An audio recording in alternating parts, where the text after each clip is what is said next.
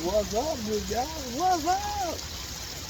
What's up, good people? Mark Holmes here, and as always, I want to thank you all for watching, commenting, subscribing, and being part of the Joe Booth Sports Report. Without you guys, as well as you ladies, you know that this literally does not work. I did my morning video this morning, got that stuff together, and Mama came down and said, it's Memorial Weekend. This is the anniversary of us being in this house, 19 years. So we're going to do some stuff for the house. And so we've been working on the deck. I've power washed it. I've cleaned out the gutters. She's cleaned everything in the outdoor kitchen and just kind of cleaning up everything, cutting the grass. So I'm kind of dirty. And I need to go to Home Depot because she wants to get some plants and we need to go grocery shopping. So I'm slipping a little time in before I go do that. But when I do come back and have some time, I'm doing a breakdown on what I feel good about as far as our interior defensive line. Yesterday, oh my God, I did Neville Gallimore. Gallimore is an absolute positive beast. He's a guy that you can see take it up a whole nother notch. He was cut, dropped back a little bit because of the injury, of course, missing 13 games. But today I'll end up doing Osa Indigazua. And man, if that guy improves just a little bit, he's got everything you need tools-wise for making a great defensive tackle, the type of guy that Dan Quinn definitely covets. So, a couple of things that's kind of interesting. I was looking back because you'll see articles like, I think there's one in Bleacher Report right now, that the Dallas Cowboys have had the ninth worst off season of the year. And I was going back and looking at articles, and I found one that was talking about the mistakes that the Cowboys made as far as thinking linebackers are difference makers. And their premise was, linebackers are easily replaceable. It's really safeties and defensive linemen. Well, I can definitely agree with the defensive linemen being important. But if you look at what Micah Parsons did after we got rid of Jalen Smith from that hybrid linebacker, he's like old school. That was the reason why that defense turned around. Without Micah Parsons, I don't think that defense is anywhere close to what it was. That was a major, major upgrade from Jalen Smith to Micah Parsons, and having him be this guy that you could rush on the outside. I don't know that we've seen a player like Micah Parsons before, but, I think that article might be wrong. So I started thinking, because we always hear about Dak Prescott and how Dak is just the guy and so on. Here's the thing that's kind of interesting. I don't know that we can look at last year and say that that was the ceiling for Dak Prescott last year. I think last year there were so many different things that he actually had to work through to even stay on the field. I'm going to go under the assumption that he was never 100% last year. I'm just going to assume that, because I think about, one, rehabbing the whole year to get on the field and not having OTAs and, workouts with the team. Going to training camp and having the shoulder that prevented him from being able to throw to his receivers, right? Is it a safe bet, or am I full of crap to say that those things will affect the quarterback?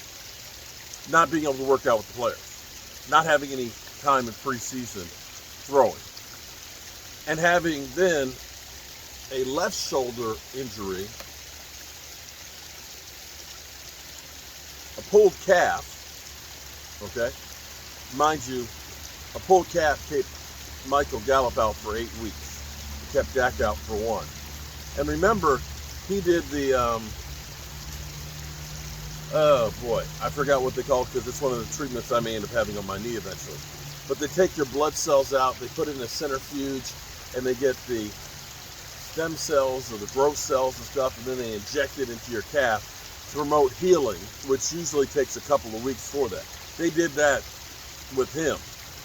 So it's safe to say that the calf was never right. And as I looked a lot of times when Dak was throwing, and maybe I need to do some film breakdown on it and show you exactly what I mean, but when Dak would go outside of the pocket and throw, it was almost like he would get off of the ground to throw the football, so that way he wasn't putting extra pressure on that calf. So if we take the ankle, we take the calf, we take the shoulder, we take the lack of work,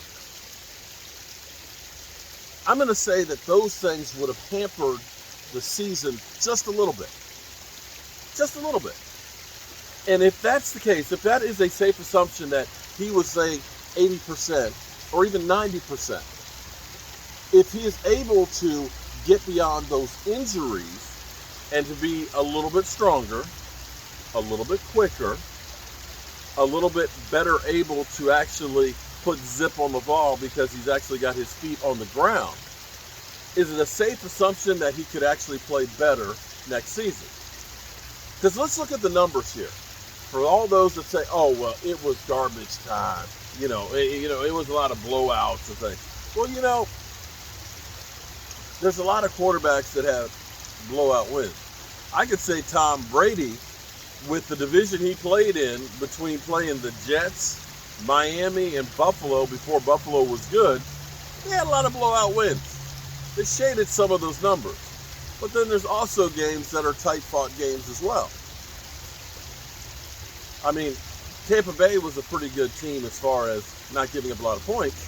They did score 29 on those guys. Just saying.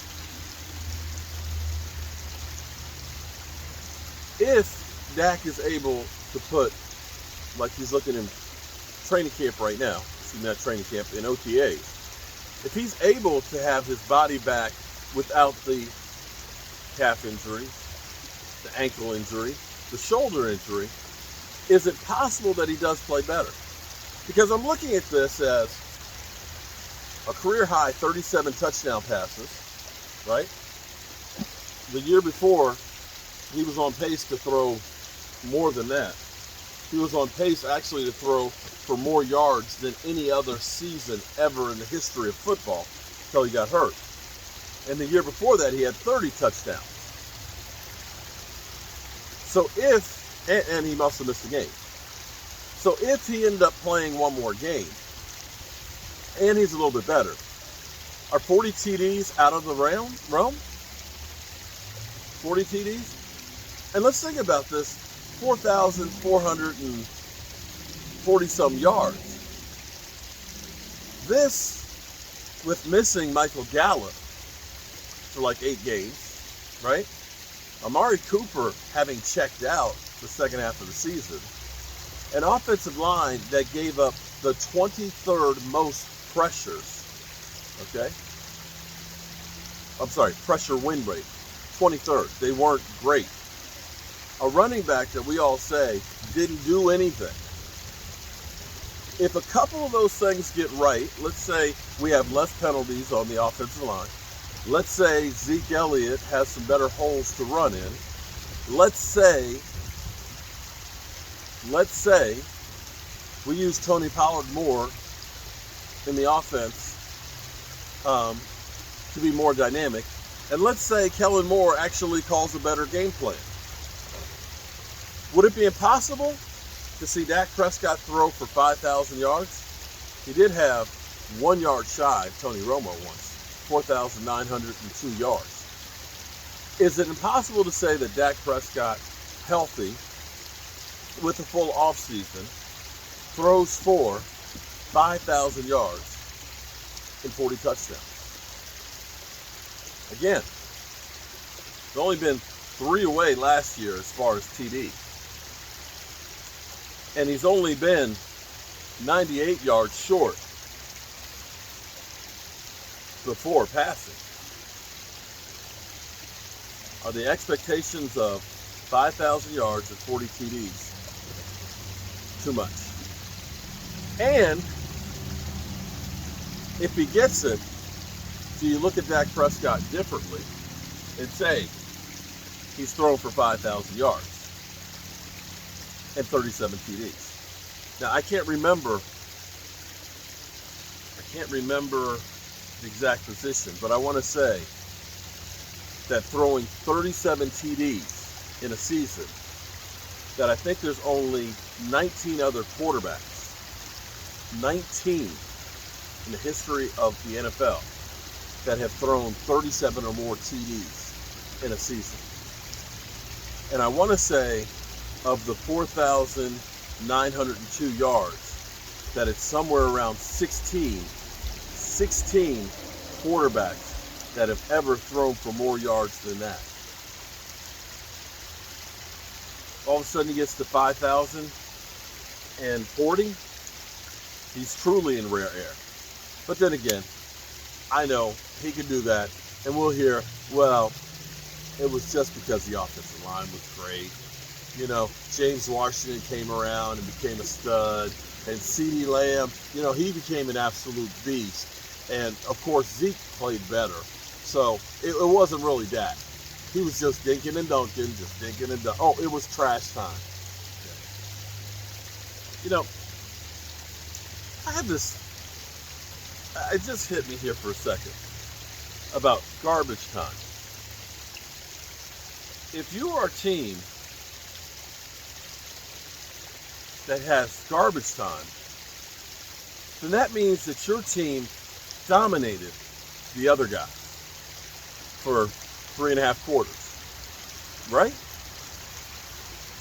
That means you blew out the other team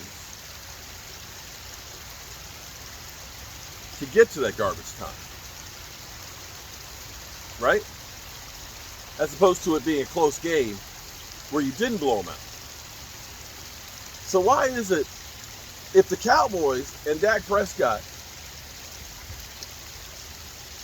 blow out, well, okay, I guess you got the inverse of it too, when you're getting blown out. But the Cowboys very rarely are actually blown out where they don't still have a chance, right? So and my thinking is how many times we've said, you know, the Cowboys beat the Eagles, you know, 42-21. And so, you know, that was garbage time yards that they counted. But that meant that you played really, really well to get to that point where it was just easy and the other team gave up. And even when we had games like the Browns, had Odell Beckham Jr. not made that touchdown in the fourth quarter, Cowboys probably won that game. As bad as it was. But it doesn't matter. It doesn't matter. Well, I feel a little sprinkle of rain here. Let me get cleaned up, go to the grocery store, and figure out what I'm going to be cooking for dinner tonight. And these guys, you ain't got to cook for us. Just throw some shit out here. They'll sit here and eat as long as I throw it. They're getting big. Peace, y'all.